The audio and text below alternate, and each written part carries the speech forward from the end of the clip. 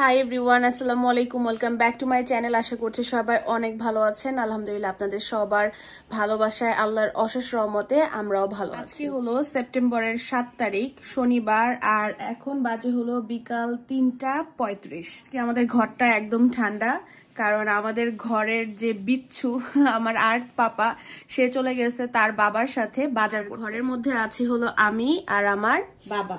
ওই যে বাবা ওইখানে শুয়ে শুয়ে খেলা করতেছে। আমার বাবা হলো আমার জন্য বেশি পাগল, আর আমার পাপা হলো তার বাবার জন্য বেশি পাগল। মানে তার বাবা যেখানে সেইখানে তাকে থাকতে। ছেলেটা ঘরে থাকলে সারাক্ষণ ঘরের ভিতরে হই হুল্লা বাজায় রাখে, আবার বাইরে গেলে দেখা যায় যখন ঘরটা ঠান্ডা হয়ে যায় তখন আবার মিস করতে থাকি ওই হই হুল্লা চিল্লা পাল্লা কান্নাকাটি। আমরা মানুষরাও আসলে কোনটাতে যে অতিরিক্ত খুশি হই, কোনটাতে যে আবার অতিরিক্ত বিরক্ত হই, সেটা নিজেরাই বুঝতে পারি না। সবই লাইফে চাই, আবার সবকিছুই চাই মিনিমাম। রাস্তা করে সুজন গেছে আমাদের ঘরের জন্য কিছু বাজার করতে। আজকে ইম্পর্টেন্ট কিছু বাজারের দরকার ছিল, যেটা না করলে না। ঘরে শাকসবজি আছে, মাছ মাংস আছে, কিন্তু ফ্রিজে যা আছে দেখা গেছে ওগুলা কিছুই আর খাইতে ইচ্ছা করতেছে না। তো সুজনকে বলছি যে রেস্টুরেন্ট ডিপোতে যদি কিছু পাওয়া যায়, অন্য কোনো অপশন যেগুলো আমাদের ফ্রিজে নাই, নিয়ে আসতে। আজকে ওইটাই রান্না করব, তারপরে খাওয়া দাওয়া করবো। বাগানে অনেকগুলো টমেটো পেকে গেছে, গিয়ে তুলতে হবে। আজকে বাহিরের ওয়েদারটা মোটামুটি একটু ঠান্ডা ঠান্ডা আছে, তার সাথে আবার সূর্যের কোনো দেখা নাই। মনে হচ্ছে বৃষ্টি হবে, কিন্তু আবার বৃষ্টিও হচ্ছে। আমার আদ্র বাবা, আজকে বাবাকে হাফ হাতা গেঞ্জি হাফ হাতা প্যান্ট পরাই নাই, কারণ হলো আজকে ঘরে অনেক ঠান্ডা করে রাখছি, সেই জন্য। যে যেখান থেকে আমার ব্লগ দেখছেন আপনাদের সবাইকে আমার চ্যানেলে ওয়েলকাম। আর যারা আমার চ্যানেলটা এখনো সাবস্ক্রাইব করে নাই, প্লিজ আমার চ্যানেলটা সাবস্ক্রাইব করবেন পরবর্তী ভিডিও দেখার জন্য। বকর বকর না করে এখন শুরু করি আমার আজকের বিকালের কাজকর্ম।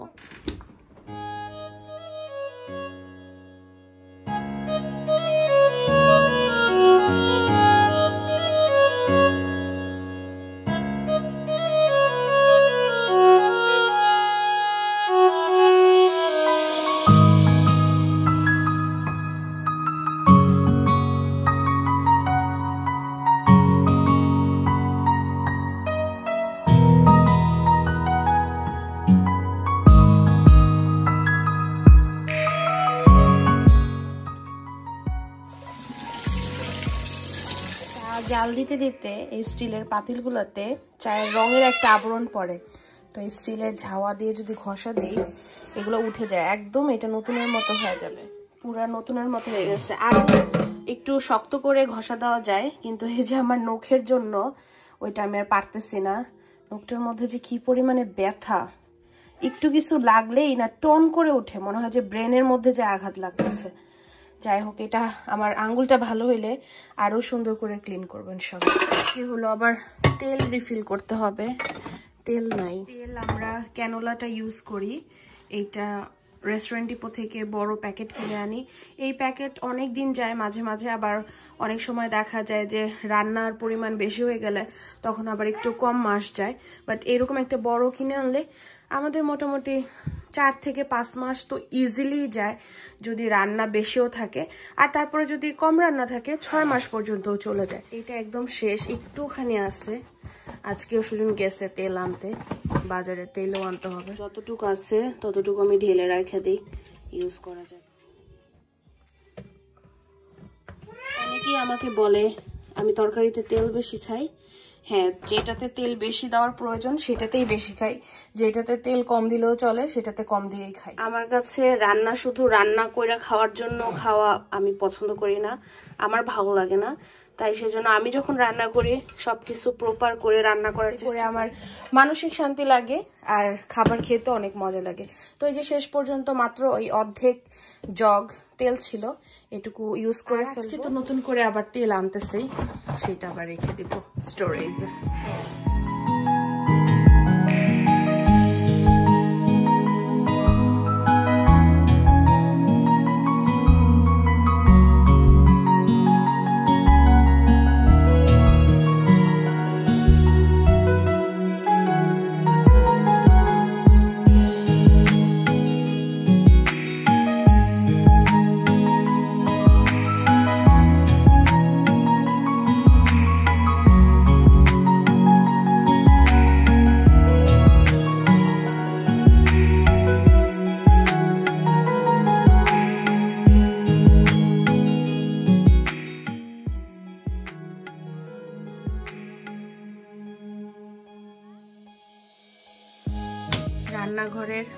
সব টাওয়াল ধুতে দিয়েছিলাম, যেগুলো শুধুমাত্র রান্নাঘরের জন্য ব্যবহার হয়।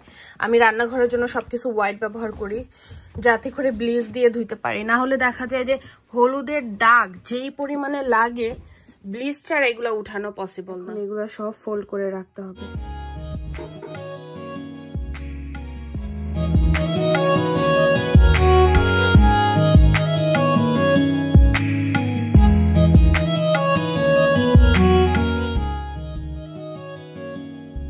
চারটা 10 বাজে, এখন পর্যন্ত তারা বাজার থেকে আসে নাই।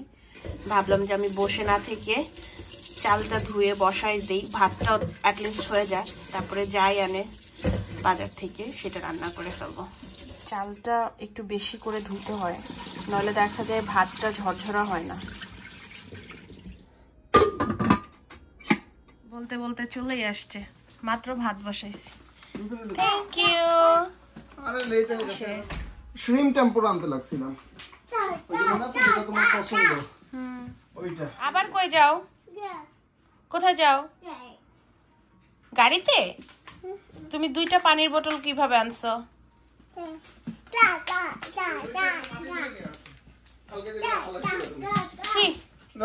Garbage garbage garbage.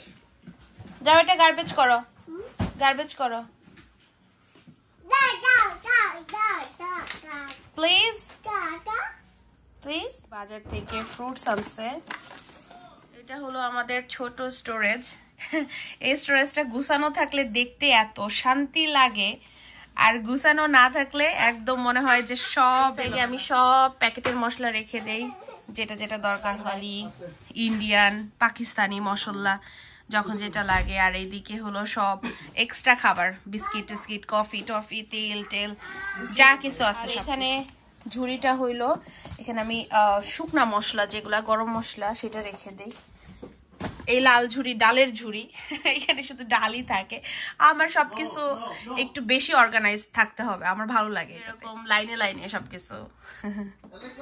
এটা হলো আমাদের ছোট স্টোরেজ। আচ্ছা, আজকে হাঁস আনছো আর ভুড়ি আনছো গরুর, কোনটা খাবা? তুমি না হাঁস খেতে দিলা, হাঁস খাইতে দিই। হাঁস খাবে আজকে? খাইতে পারি, আমার তো কোনো সমস্যা নেই। তাহলে তো অনেক সময় লাগবে।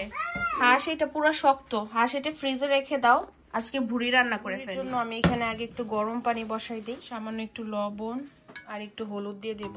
এমনিতেই না এই ভুড়িগুলা খাওয়া যায়, কিন্তু নিজের মনের শান্তির জন্য আর একটু গরম পানি হলুদ দিয়ে লবণ দিয়ে সিদ্ধ করে নেওয়া আর কি। 3টা ছোট ছোট আলু কাটি, আলু ভর্তাও করব। এটা ছোট আলু, ছোট না, এটা বিশাল আলু। এটা অ্যাকচুয়ালি আমাদের এখানে মিডিয়াম সাইজের আলু। হ্যাঁ, মানে আমরা তো আরো বড় সাইজের আলু কিনি, আমার জন্য এটা ছোট আলুই, কারণ আমরা এত বড় সাইজের আলু কিনি যে একটা ভর্তা করলে আমাদের 2 জনের হয়ে যায়, সেখানে আজকে 3টা নিয়েছি, সেটা আমার জন্য বেবি পটেটো। হলুদ লবণের পানিটা উতলায় গেছে, এখন আমি এই কেটে রাখা ছোট ছোট করে গরুর ভুঁড়িটা দিয়ে দেব। এটা সিদ্ধ করব অনেকটুকু সময়। আলুটা ধুয়ে প্রেসার কুকারে দিয়ে দিব। আমার কাছে অনেক সাইজের প্রেসার কুকার আছে, যেরকম 1.5 লিটারের প্রেসার কুকার থেকে ছোট সাইজ যেটা, আমি রান্না বান্না বেশিরভাগ প্রেসার কুকারে করতে অনেক বেশি প্রেফার করি। এতে করে রান্না তাড়াতাড়ি হয়, সময় বাঁচে। আবার প্রেসার কুকারে যে স্বাদটা দেয় সেটা কিন্তু লম্বা সময় ধরে রান্না করলেও স্বাদটা দেয়। আপনারা অনেকেই আমার কাছে জানতে চান আমি প্রেসার কুকার কোথা থেকে কিনি। আমার কাছে 3 সাইজের প্রেসার কুকার আছে, ছোট, মিডিয়াম এবং বড়। সর্বোচ্চ বড় যেটা সেটা 5 লিটারের।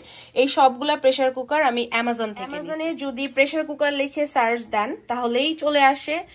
আমেরিকান স্টাইলের গুলাও আসে, ইন্ডিয়ান স্টাইলের গুলাও আসে। আমি ইন্ডিয়ান স্টাইল গুলাতে রান্না করতে বেশি কমফোর্টেবল ফিল করি, কারণ আমাদের বাংলাদেশে তো এই ধরনের প্রেসার কুকার গুলাই পাওয়া যায়। ব্র্যান্ড যদি বলতে হয় তাহলে পেস্ট্রিজের যে ব্র্যান্ডটা সেটাই আমি ব্যবহার করি। ওদের প্রেসার কুকার গুলো অনেক ভালো হয়, কিন্তু আমি যখন নতুন নতুন এই প্রেসার কুকার গুলা কিনছি তখন আসলে আমি জানতাম না যে ওদের ডিশ ওয়াশার সেফও প্রেসার কুকার পাওয়া যায়। তো আমার এইগুলো যখন নষ্ট হবে তখন আমি ডিশ ওয়াশার সেফের প্রেসার কুকার গুলা কিনবো, ওইটা একটু দাম তুলনামূলক বেশি। যাই হোক, প্রেসার কুকারে রান্না করলে দেখা যায় অনেক সময় ডিশ ওয়াশারে দিয়েও ধুইতে হয়। তো আমি এইগুলা ডিশ ওয়াশার সেফ না, তারপরও ডিশ ওয়াশারে দিয়ে ধুইছি, তারপরে এই অবস্থা। মানে এটা স্টিলের ছিল, স্টিল যেটা সেটার কালার ছিল, বাট ভালো, অনেক ভালো। আমি তো এটা ব্যবহার করতেছি, তারপরও হয়ে গেল 4 বছরের মতো, কিন্তু এখনো ভালো কাজ করে এবং দেখতে অতটাও পুরনো লাগে না। ইভেন তো এটা ডিশওয়াশার সেফ না, আমি ডিশওয়াশারে দিয়ে এখন আমি সামান্য পরিমাণে একটু পানি দিয়ে দিব। সামান্য একটু পানি দিয়ে আলু সিদ্ধ করলে আলু ভর্তাটা খেতে অনেক মজা লাগে, দেখতেও একটু আঠালো হয়, আলুটা ছেড়ছেড়া হয়। প্রথমে আমি একদম হাই হিটে দিয়ে আলুটাকে একটু গরম করে নিব পানিটা সহ, তারপরে প্রেসার কুকারের লিড দিয়ে 2টা সিটি দিলেই আলু সিদ্ধ হয়ে যাবে একদম ভালোভাবে। আর এইদিকে গরুর ভুঁড়িটাও জাল হচ্ছে, এটা একটু জাল হতে থাক, আধা ঘন্টার মতো জাল হোক। সুজন আমাকে এখানে হেল্প করে দিচ্ছে পেঁয়াজ কাটাতে, আর আমি গরুর ভুঁড়িটা ধুয়ে দিই ভালো করে। আর এই যে আমাদের প্রত্যেকটা কাজে তাকে দাঁড়ায় কিসে, নিজের চেয়ার এনে তারপরে, কারণ লাগাল পায় না তো, প্রত্যেকটা কাজ তার দেখতে হবে, এটা ভালো করে ধুইতে হবে। ভুঁড়ি আমি ধুয়ে টুয়ে একদম ক্লিন করে দিচ্ছি। সুজন এখন আমাকে ছোট ছোট টুকরা করে দিতে হেল্প করবে, আর আমি গিয়া এটাকে ডাউন করব। চলো ঘুমাইতে হবে, ন্যাপ টাইম, 5টা বাজে, চলো আসো। ভাইজান কিন্তু বেডে চলে গেছে অলরেডি, কাম অন, বেডে যাইতে হবে। ইয়েস ইয়েস, আসো। এই ছেলে চলো, ইয়েস প্লিজ, মার হাত ধরো।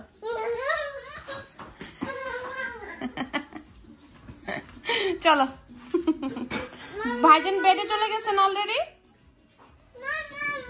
চলো ভাইজানকে ফলো করতে হবে, চলো। সুন্দর করে ভুঁড়িগুলা ছোট ছোট করে কেটে দিচ্ছে, আমি এই ভুঁড়িতে মশলা, এগুলার মাংস যেভাবে রান্না করি ওইভাবেই রান্না করব। লবণ, হলুদ, জিরা বাটা দিয়ে দিচ্ছি, পরিমাণ লাল মরিচের গুঁড়া, একটু কাঁচামরিচ দিলে বেশি ভালো লাগে, সেজন্য লাল মরিচের গুঁড়াটা কম দিয়ে কাঁচামরিচ সময় এরকম বেশি করে কাঁচামরিচ কেটে একটা বক্সে রেখে দিই, জাস্ট কাজ আগায় রাখার জন্য আর কি। আদা বাটা দিব অনেকটুকু পরিমাণ, আদা রসুন বেশি দিলে মজা লাগে। রসুন আর কুচি করে রাখা পেঁয়াজ দিয়ে দিব আগে, একবারে রসুন পেঁয়াজ তেল দিয়ে বাইরে বসাই দিব ভাজা। একটু খসখসে তো মশলা বেশি লাগতে চায় না গায়ে, এজন্য একটু সামান্য তেল দিয়ে এটা মাখাবো। আমার হাত যেহেতু ভালো না, তাই সুজন আমাকে মাখাইতে হেল্প করবে। এই হাতের ব্যথায় আমি কি বলবো, মানে এটা যে কি পরিমাণে যন্ত্রণা। আগে তো বাংলাদেশে থাকতে আমার আব্বা একটা ওষুধ দিত যেটাতে অনেক তাড়াতাড়ি ভালো হয়ে যাইতো, বাট আমেরিকাতে কি ওষুধ ইউজ করতে হয় আমি শিওর জানি না।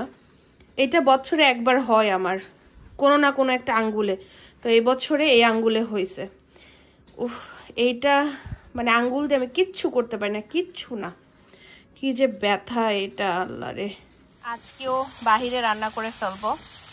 বাহিরে রান্না করলে একটা সুবিধা, ঘর ক্লিন করার ঝামেলা থাকে না, আর আরেকটা সব থেকে বড় সুবিধা হলো এখানে আগুনটা এত বেশি যে তাড়াতাড়ি রান্না হয়। আবার এটাতে প্রবলেম আছে, এই যে প্যানগুলাকে নষ্ট করে দেয়, কারণ এখান থেকে যে আগুনটা লাল বের হয় এইটা দিয়ে হলো খুব বেশি পরিমাণে কালি বের হয়, জানি না কেন।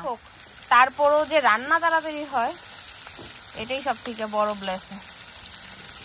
পেঁয়াজটা রসুনটা ভাজা হয়ে গেছে, এখন এই মশলা মাখানো গরুর ভুঁড়িটা দিয়ে দিব।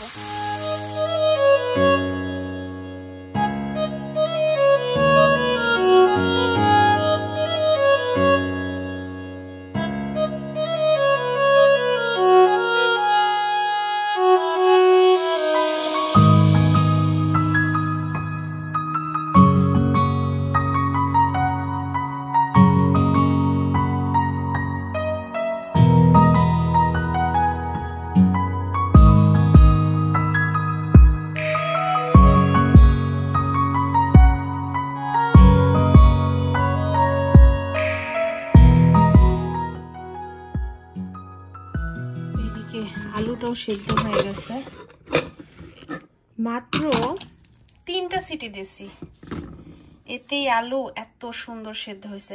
আর ওই যে পানি যে কম দিছিলাম এতে করে পানি একদম তলায় আলুর পানি সহ যতটুকু আমি দিছিলাম সেই পানি সহ তলায় সামান্য একটু পানি আছে, এতে না আলুটা পানসে লাগে না, খুব বেশি আঠালো হয়। ভেজে রাখা মরিচ তো আগে থেকেই আছে, শেষ, আবার ভাজতে হবে, এটা ধুয়ে রাখবো আজকে। ভাজা মরিচটা না বটা সহই রাখতে হয়, না হলে যে মুচমুচে থাকে না। এটা মনে হয় আমি 1 মাসের উপরে ভেজে রাখছি, এখনো দেখেন কত সুন্দর মুচমুচে রয়েছে। সরিষার তেলগুলা বাংলাদেশ থেকে আনছিলাম, কত বড় বোতল 2.5 লিটারের, এখন এইটুকু আছে। এই সরিষার তেল আমার কাছে এত স্পেশাল, আমার আব্বা আমাদের নরহাট বাজার থেকে কিনে দিছে, ঘানির সরিষার তেল, পিওর একদম। আমি শুধু ভর্তা করলে একটু একটু করে খাই। একটু কি লাস্ট আছে, ভর্তা বানানো শেষ। আমার মনে হচ্ছে মরিচের পরিমাণটা একটু কম হয়েছে, ভর্তাটা কেমন সাদা সাদা হয়েছে, এটা দেখে লাগে না আমার বানানো ভর্তা, কারণ আমার সবকিছু ভর্তা বা তরকারি যাই হোক একটু বেশি লাল লাল কালারের হয়, এটা পুরাই সাদা হয়ে গেছে, সাদা আলু ভর্তা আজকে। এইদিকে পানিটাও শুকায় আসছে। এইখানে আমেরিকাতে যে ভুড়িগুলো পাওয়া যায় এগুলো এমনি তো বেশি সময় রান্না করতে হয় না, নরম হয়ে যায়, যেই সুন্দর গন্ধ বের। একটু বড় বড় টুকরা করে পেঁয়াজ আর মরিচ মাঝখান দিয়ে স্লাইস করে রাখছিলাম, সেইটা দিয়ে দেব। ভুড়ি মজা করতে হইলে আমার মনে হয় এটা অনেক বড় একটা পার্ট, যে ভুড়ি যখন ভাজা হবে তখন একটু কাঁচা মরিচ আর পেঁয়াজ দিতে হবে।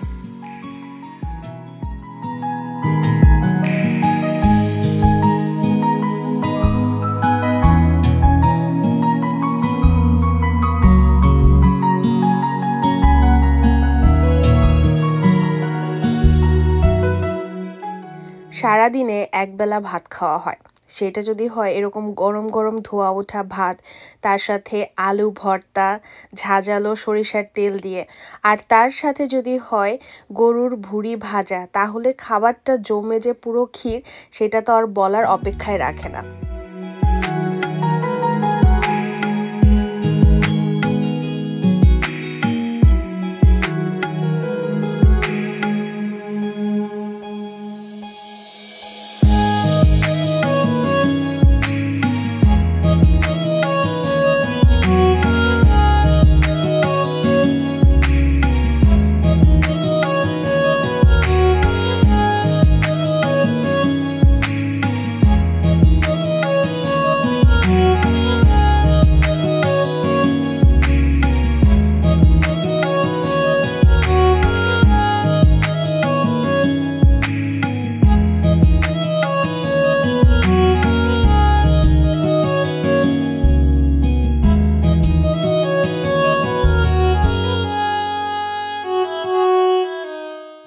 যতটা কষ্ট করে ভুঁড়ি প্রেপ করে রান্না করেছি, ঠিক ততটাই তৃপ্তি নিয়ে আজকের ভাতটা ভুঁড়ি ভাজা আর আলু ভর্তা দিয়ে খেয়েছি।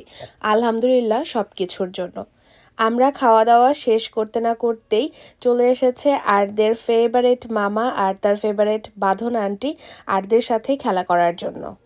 আরদের সাথে তার ফেভারিট কলিজার টুকরা তালহা মামার যে কি পিওর বন্ডিং, নিজের চোখে না দেখলে বিশ্বাস করাই যাবে না যে তারা একজন আরেকজনকে কতটা ভালোবাসে। বিশেষ করে আর তো বলার বাহিরে কি পরিমাণ যে তালহা ভাইয়ার জন্য পাগল, তার মামা বলতেই সে বুঝে তালহা ভাইয়া। আরদের বাঁধন আন্টি আর তালহা মামার সাথে তো খেলাধুলা করেই, তাদের বাসায় গিয়ে দিনের বেলা থাকে, রাত পর্যন্ত সে কাটিয়েছে তাদের সাথে। মানে দুইটা মানুষ একটা বাচ্চাকে কতটুকু ভালোবাসলে সেই বাচ্চাটা রাত পর্যন্ত তাদের সাথে থাকতে পারে। সন্ধ্যার দিকে ভাত টাত খেয়ে আমরা সবাই মিলে চা খেলাম, আড্ডা দিলাম, আর অনেক বেশি এনজয় করেছে তার মামা আর আন্টির সাথে খেলাধুলা করে। আর আমার বাবাও বিকেলবেলা ঘুম থেকে উঠে লিভিং রুমে চলে এসেছে। এই তো ছিল আজকের দিন। সবাই অনেক বেশি ভালো থাকবেন, আমাদের জন্য দোয়া করবেন। ইনশাল্লাহ দেখা হবে অন্য আরেকটা দিন আমার লাইফের কোনো অংশ বিশেষ নিয়ে। ততদিন পর্যন্ত আল্লাহ হাফেজ, আসসালামু আলাইকুম।